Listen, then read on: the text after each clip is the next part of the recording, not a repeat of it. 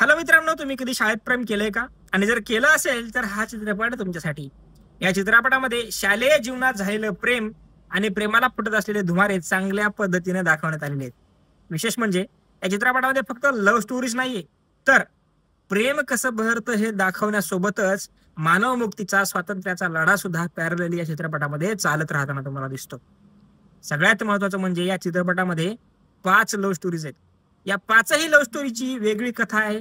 या 5ही लव्ह स्टोरीचा वेगळा शेवट आहे. तो शेवट कसा आहे? कुणाला प्रेम भेटतं का? कुणाच्या प्रेमाचा काय शेवट होतो? आणि सगळ्यात महत्वाचं, जो मूळ नायक आहे, तो 9वीतून 10वीत जात असताना त्याच्या प्रेमामध्ये नेमकं काय घडत जातं आणि त्याच्या शिक्षणाची जी जर्नी, त्या जर्नीमध्ये सुद्धा त्याला नेमकं नवीन काय मिळतं, हे चित्रपटामध्ये पाहण्यासारखंच आहे. या चित्रपटाचं नाव आहे शाळा. तुम्ही पाहिला असेल तर परत एकदा पहा आणि मी जे सांगितलं त्या दृष्टीने त्याला बघण्याचा प्रयत्न करा.